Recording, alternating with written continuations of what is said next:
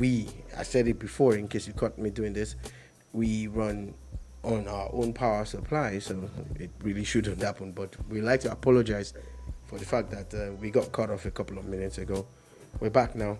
Hopefully, there are no guarantees now at this point in time. We'll be. Hopefully, like you said, we'll be fine. Earlier we were talking about the NPFL, how the NPFL is back on the is back on with the abridged version of it. Yes, so the league is back, and they're gonna play a few games, and by the time they round up, it will be enough time for them to put their house in order. One of the other issues they had is that the referees were actually going to kind of like strike. They had not been paid for years, and when you talk about issues, I do not condone corruption or anything, but if you're really talking about trying to fix things, why would you not pay? Those are the basic issues that pay the referees. You have, I totally agree with you. Anyway, quickly from that, the FA Cup was played. I think it started from Friday. Yeah. On Friday, where we saw Manchester United defeat Everton 3-1. Yeah. Then Saturday came with all sorts of games, from Tottenham's game to Brentford and West Ham. West Ham actually defeating Brentford. You know how it would say that every single tournament is different. We saw how Liverpool actually struggled to get 2-2 with Wolves. In fact, there was a lot of stories about how Wolves would have defeated them.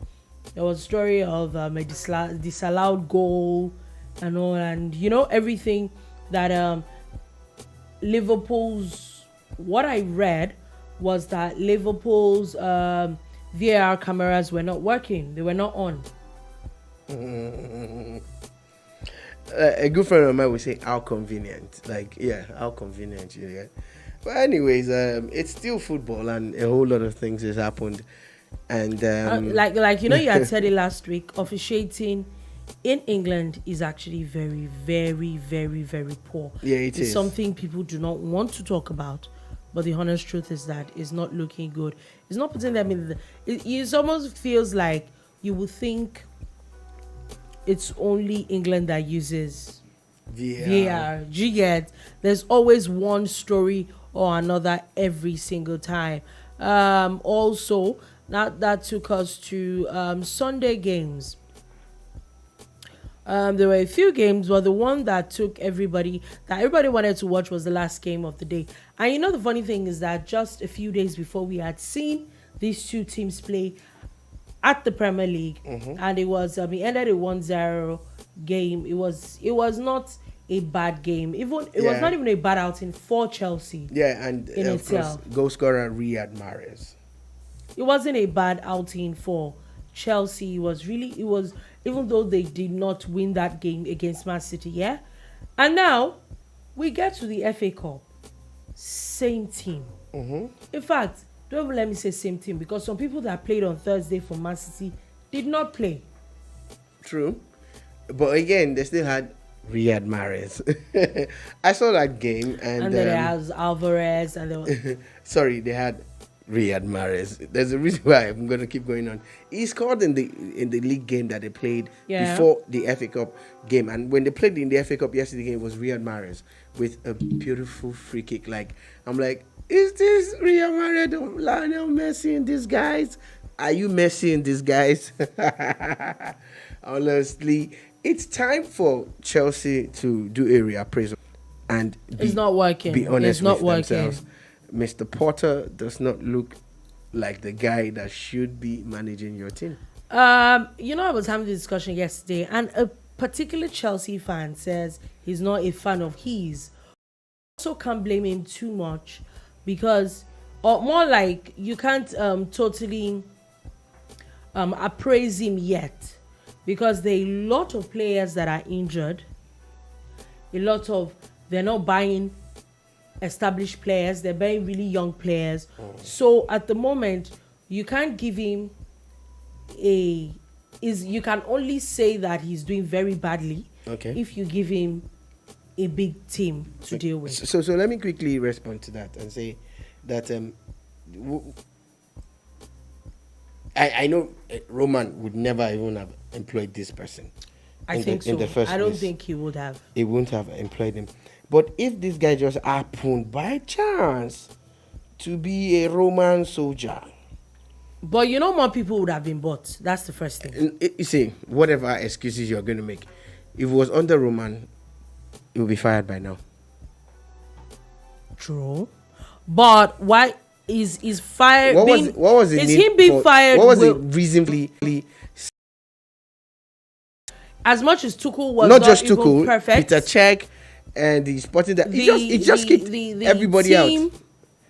The team they had and what they were doing under Tuchel, it was Tuchel that took them to the Champions League now. Mm-hmm.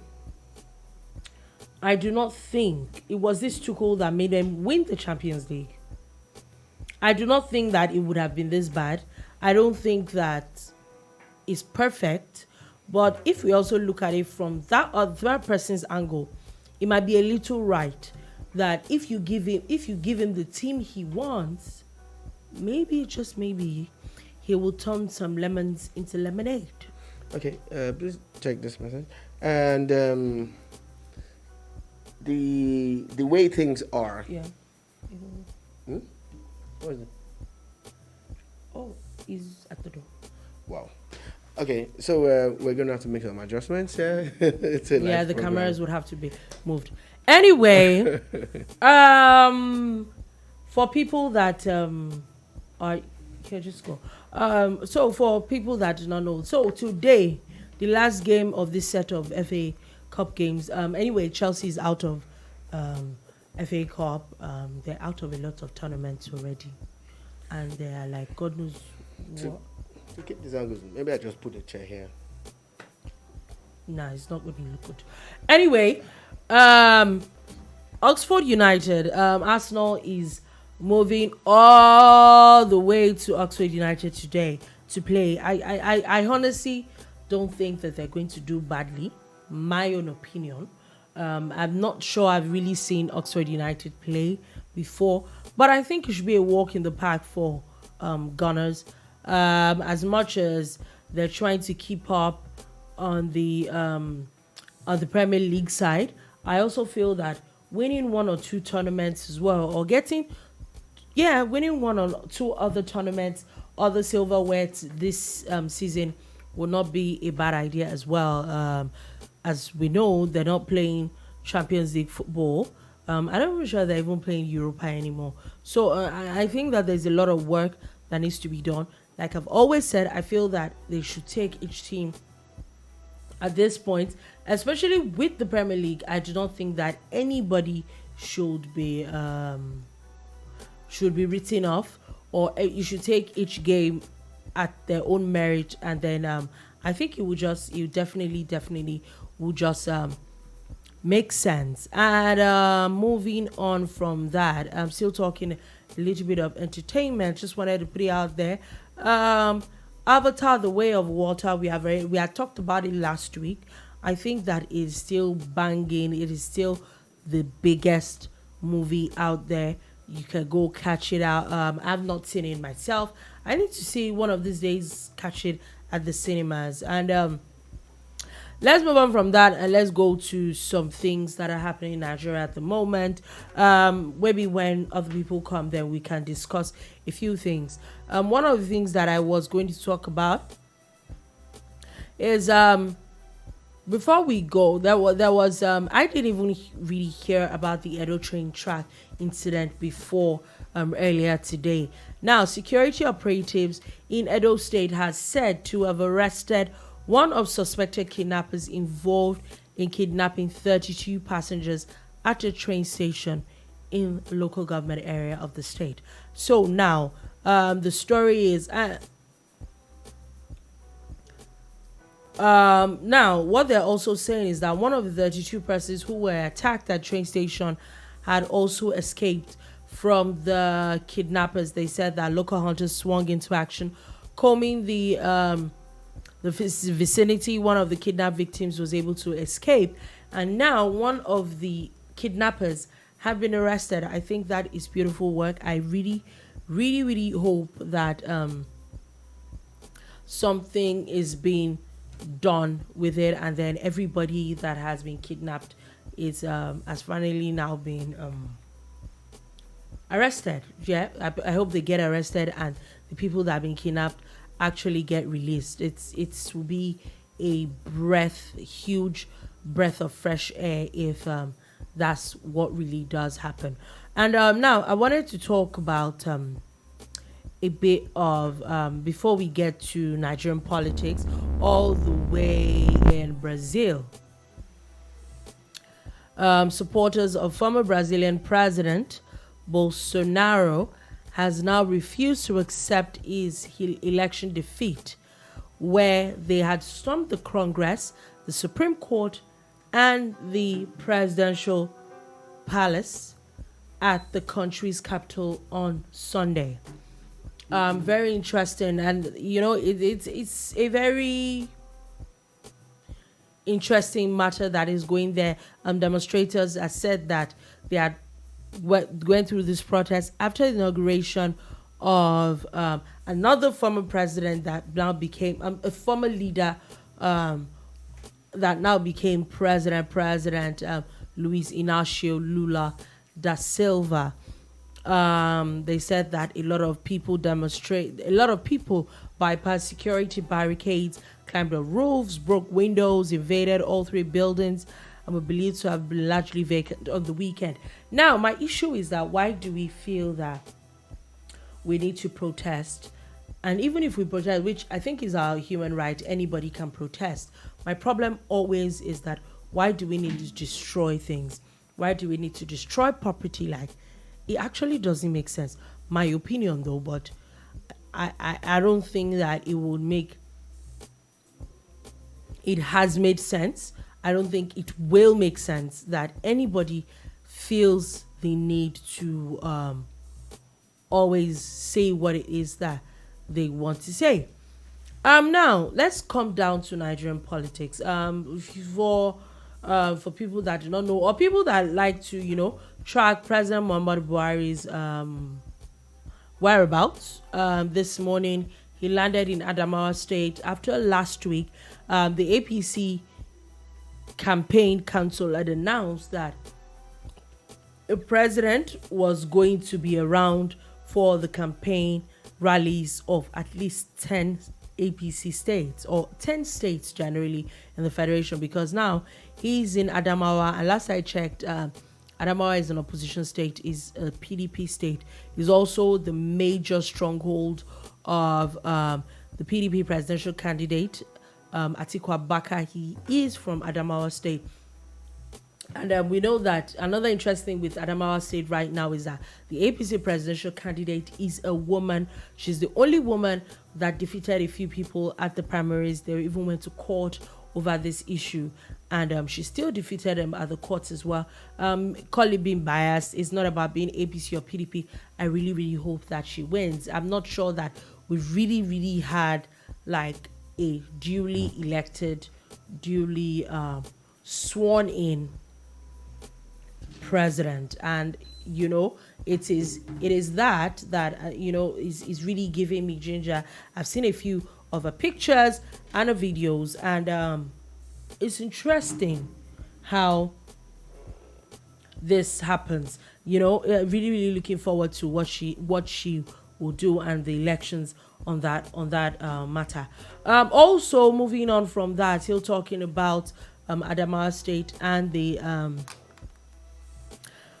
PDP presidential campaign council have now said the spokesperson of the PDP, Senator Dino Melaye, has dismissed report because there were a lot of reports going around that the presidential candidate of the People's Democratic Party was ill and he was flown to London. I don't know if anybody saw that story. So now they're now saying that he had now posted a video, that is Dino Melaye, had posted a video of Atiku Abubakar and saying that actually in his words he said shameless liars, saying Atiku was rushed to London yesterday.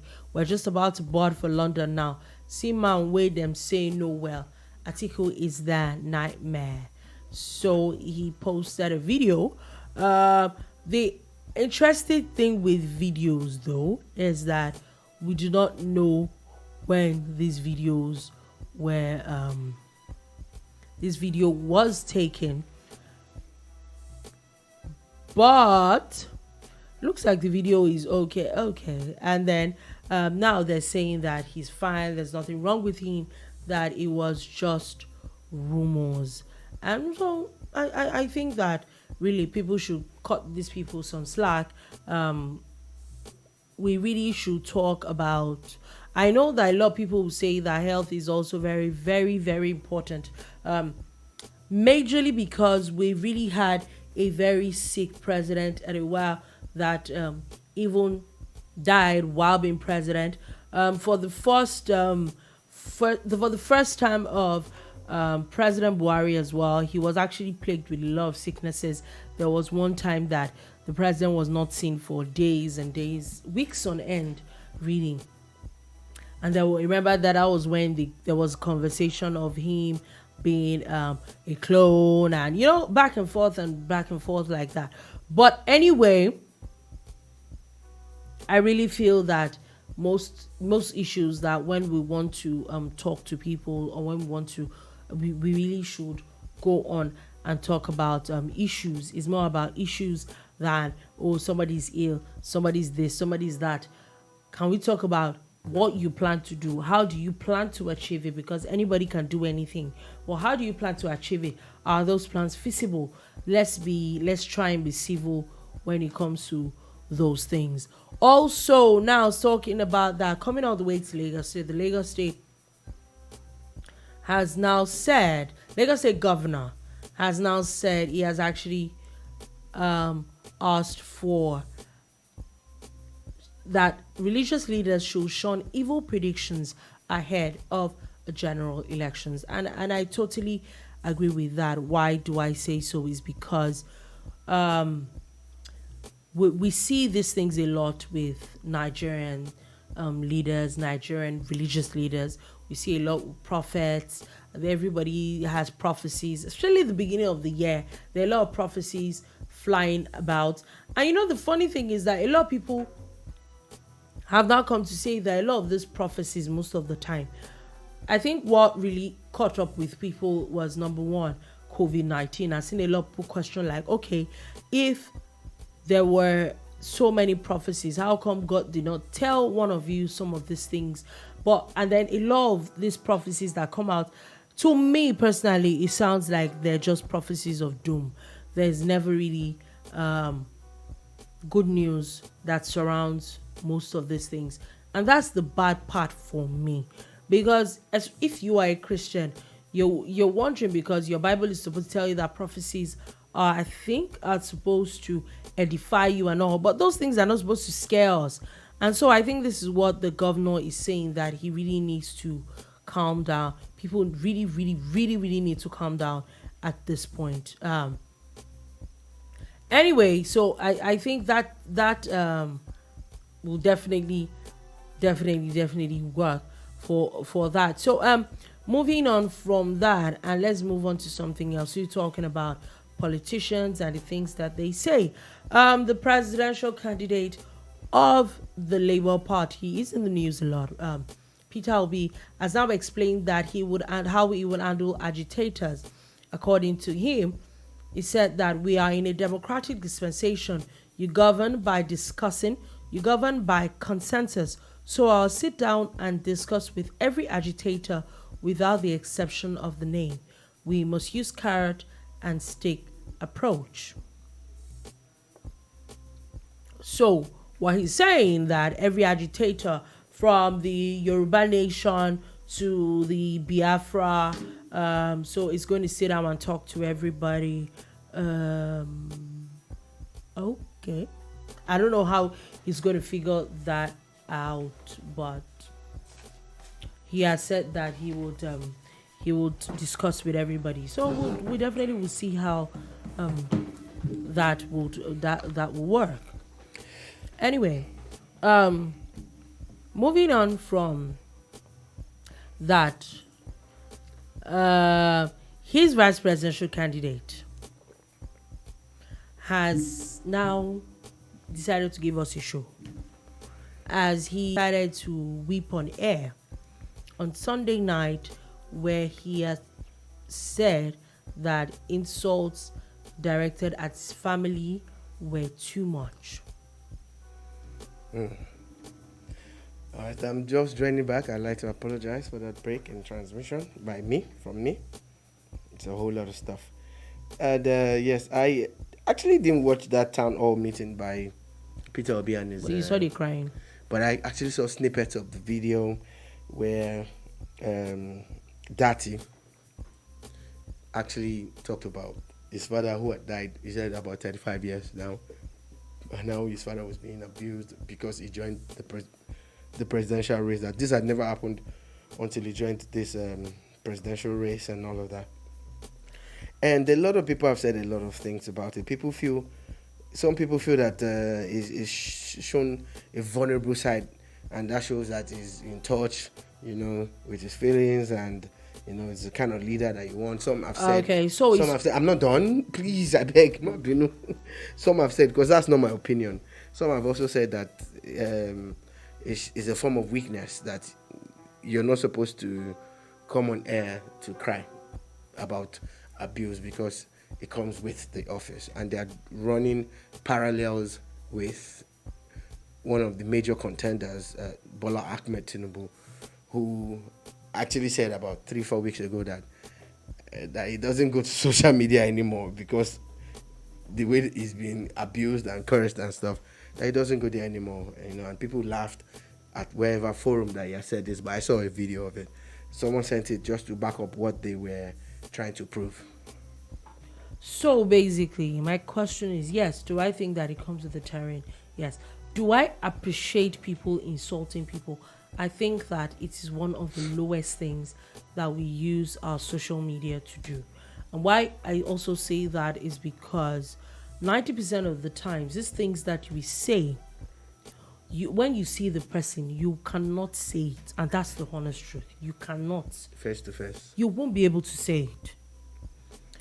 Even if you can, let's even for some streak of luck you can, I think that it is unfair. I think there are a lot of very unkind people in the world. You can pass across your message. You don't have to like the dirty man. But you can also criticize. You can say a lot of things without being insultive. That being said, him coming to cry on national television,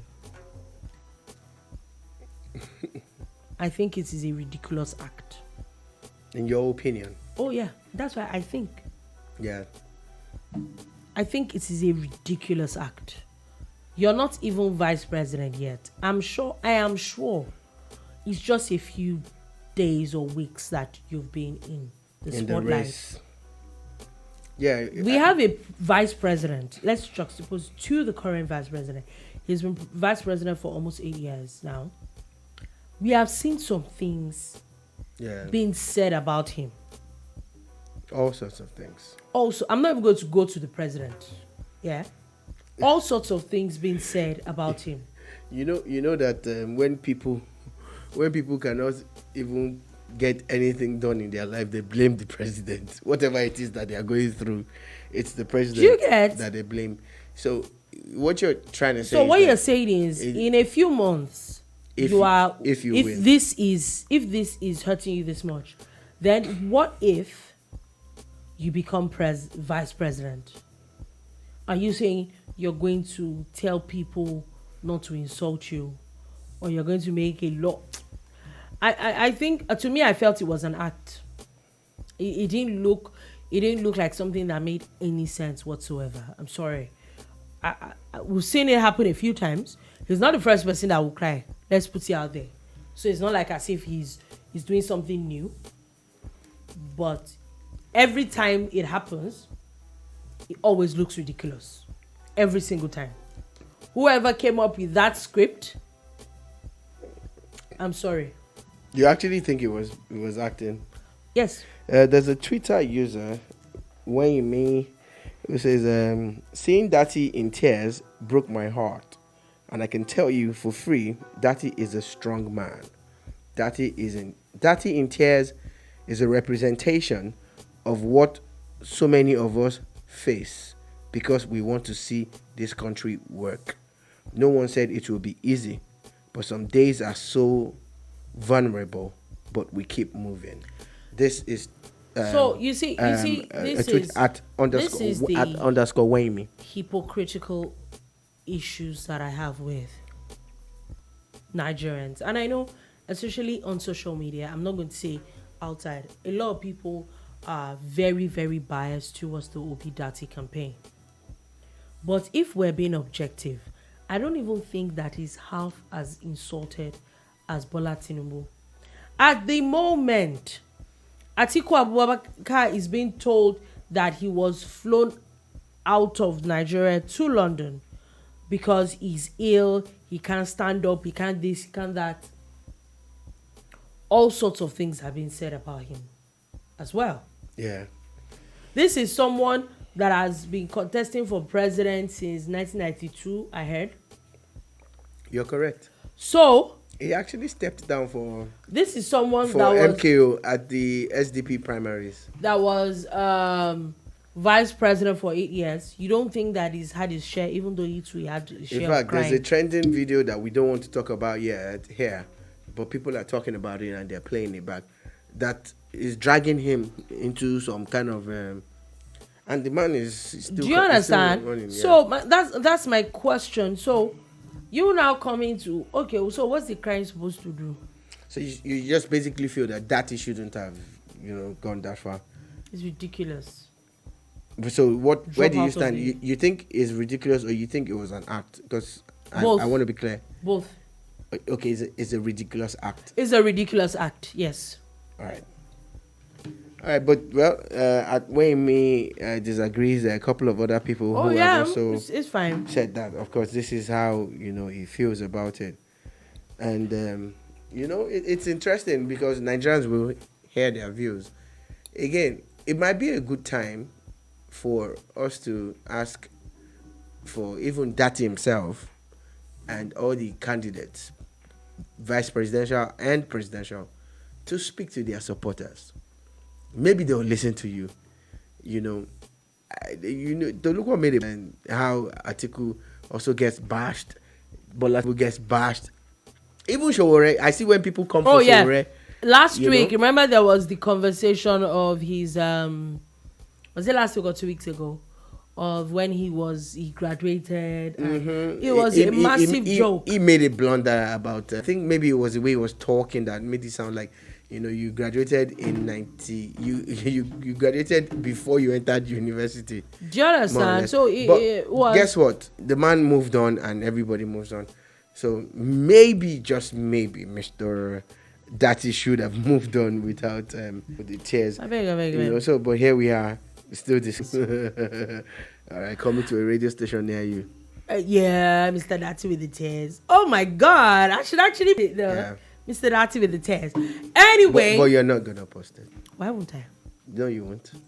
It was not. Okay, moving. I'm talking about presidential campaigns. The APC presidential campaign. Presidential candidate has pledged to honor all his campaign promises to Nigerians, where he spoke at an endorsement in Lagos State by the Arawa community. I think this was at Oniko Stadium. Last I checked, yesterday. I think that they're now in Adamawa today. Yes, it was at the Mobolaji Johnson Stadium, which of course is also the Oniko Stadium. I was fortunate to be on the island yesterday when a similar event occurred there so many months ago. We were in traffic trying to descend that Falomo, that Oniko side bridge for hours. It took me about 3 hours to just come down from that bridge. But yesterday it was free flowing. I'm like, thank God. Thank God. Then I saw Last Man and all. Okay, nice organization. I didn't know it was such a massive event until Part of me feels like, isn't this like an endorsement of your opponents in a way? You understand?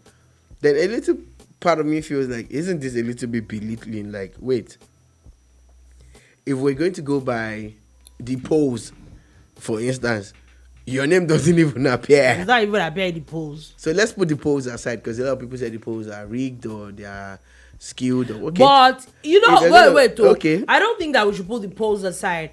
Maybe the numbers are a little flawed. But when it comes to the people, like you said, this person's name does not even appear. I've not seen it in any poll. So I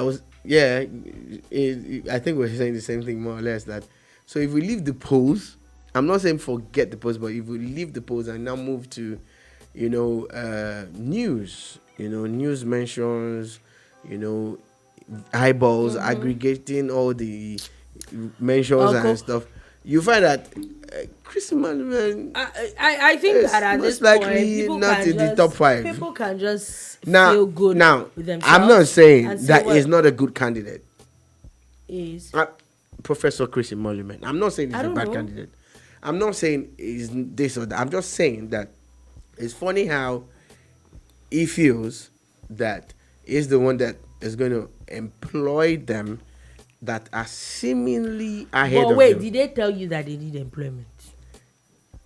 Or did they tell you? Wait. Employment? Smart guy, bros. Are you advertising? Are you saying, since you have offered to employ them, when they win, either of them, smart guy. Check him now. Say I miss every day here now, bros. Oh, cool.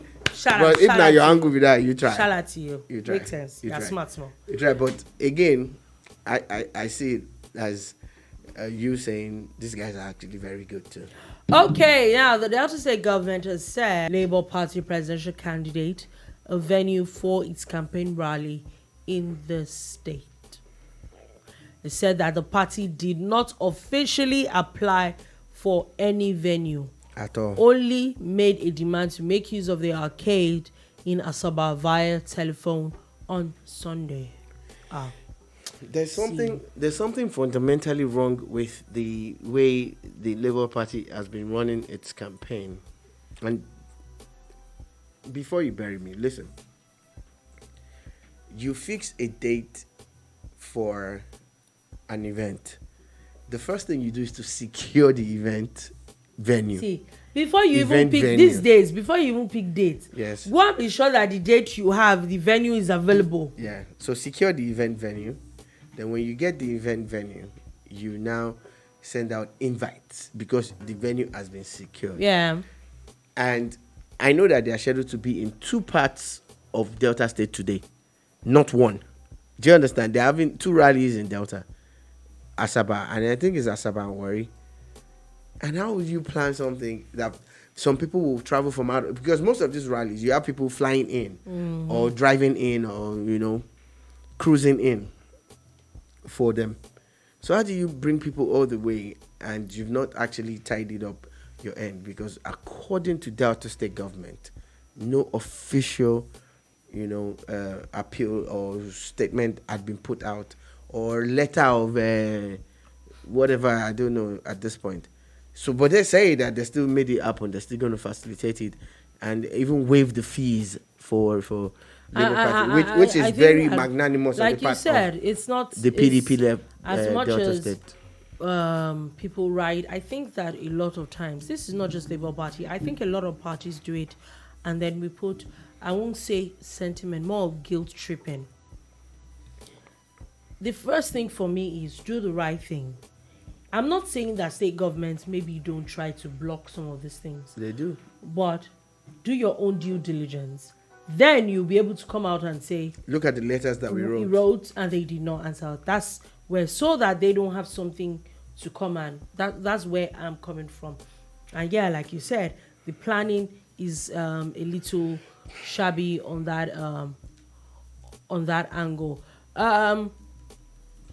Now, I want to talk quickly about something that happened in Lagos State today. Precisely Jota.